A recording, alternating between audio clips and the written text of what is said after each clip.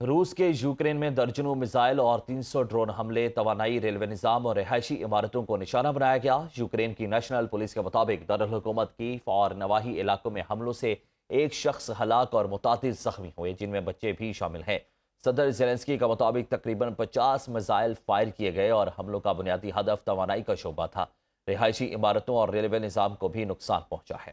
روسی صدر پیوٹن تیسری عالمی جنگ کا آغاز کر چکے ہیں۔ یوکرین کے صدر زیلنسکی نے خبردار کیا کہ حملے روکنے کے لیے عالمی سطح پر سخت فوجی اور معاشی دباؤ ضروری ہے۔ میڈیا کو انٹرویو میں زیلنسکی نے واضح کیا کہ یوکرین کسی جنگ بندی کے بدلے اپنی سرزمین سے دستبردار نہیں ہوگا۔ ایسا فیصلہ ملک کی خود مختاری اور عوام کو چھوڑنے کے مترادف ہوگا۔ زیلنسکی کے مطابق وقتی جنگ بندی روس کو دوبارہ طاقت حاصل کرنے کا موقع دے سکتی ہے۔ یوکرین اپنی آزادی کے لیے جدوجہد جاری رکھے گا اور بالآخر کامیاب ہوگا۔ انہوں نے خبردار کیا کہ روس کا خطرہ صرف یوکرین تک محدود نہیں بلکہ پوری دنیا کے لیے ہے۔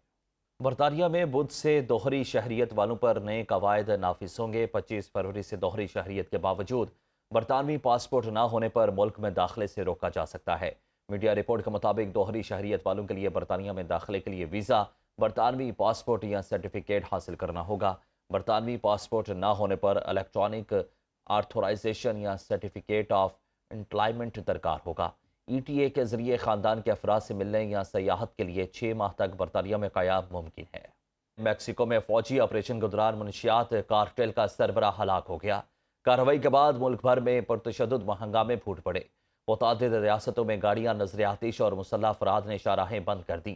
میکسیکو کی وزارت دفاع کے مطابق مغربی ریاست جالسکو میں سیکیورٹی فورسز کے ساتھ فائرنگ کے تبادلے میں کارٹیل کا سربراہ ہلاک ہوا۔ جالسکو کے گورنر کی شہریوں کو گھروں تک محدود رہنے کی ہدایت۔ میکسیکو میں قائم امریکی سفارت خانے نے اپنے شہریوں کو فوری طور پر محفوظ مقامات پر پناہ لینے کی ہدایات جاری کر دی ہیں۔ امریکہ کا میکسیکو میں منشیات کے سرغنہ کی ہلاکت پر رد عمل۔ نائب امریکی وزیر خارجہ نے کہا کہ میکسیکو میں منشیات کے سرغنہ کی ہلاکت بڑی پیش رفت ہے۔ منشیات کے سرغنہ کو فوجی آپریشن میں مارا گیا۔ یہ پیش رفت میکسیکو، امریکہ، لاطینی امریکہ اور دنیا کے لیے اہم ہے۔ امریکہ کو میکسیکو میں تشدد کے مناظر پر افسوس اور تشویش ہے۔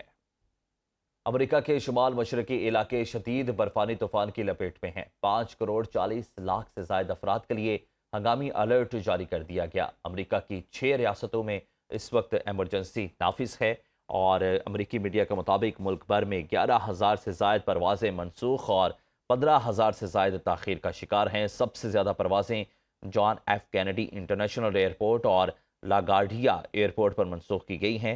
Mayor New York Zohran Mamdani کا شدید موسمی صورتحال کے پیش نظر شہر بھر کے اسکول بند رکھنے کا حکم۔ شہر میں مکمل سفری پابندی لگا دی گئی۔ رات 9 سے دوپہر 12 بجے تک غیر ضروری سفر پر پابندی عائد کر دی گئی۔ محکمہ موسمیات کے مطابق نیو یارک سٹی میں 18 سے 24 انچ جبکہ بعض علاقوں میں 28 انچ تک برف باری کا امکان ہے۔ حکام نے شہریوں کو گھروں میں رہنے کی اور حفاظتی ہدایات پر سختی سے عمل کرنے کی ہدایت بھی جاری کر دی ہے۔ مزید جانتے ہیں نیو یارک میں موجود ہمارے نمائندے جہانگیر لودھی سے۔ جی جہانگیر، بتائیے گا تازہ ترین صورتحال کیا ہے اس وقت؟ نیو یارک سٹی کے اندر موجود ہوں اور ریاست New York, New Jersey, Connecticut, Pennsylvania کی تمام اطراف کی ریاستیں جو ہیں اس وقت شدید برف باری کے طوفان میں ہیں، اور محکمہ موسمیات کا کہنا ہے کہ اتوار کی شام کو شروع ہونے والی جو برف باری ہے یہ سوموار کی شام تک جاری رہے گی، اور محکمہ موسمیات کا کہنا ہے کہ یہ برف باری جو ہے 2 سے 3 فٹ تک برف جو ہے وہ گرنے کا امکان ہے۔ سردی کی شدت میں خاصا اضافہ ہو گیا ہے۔ نیو یارک اسٹیٹ کے اندر مکمل ایمرجنسی نافذ کر دی گئی ہے۔ ہر قسم کی سفر کے اوپر پابندی عائد کر دی گئی ہے اور تمام ایئرپورٹ بند کر دیے گئے ہیں۔ گزشتہ چند دنوں پہلے ایک برفانی طوفان آیا تھا، اس کی شدت جو ہے کافی زیادہ تھی۔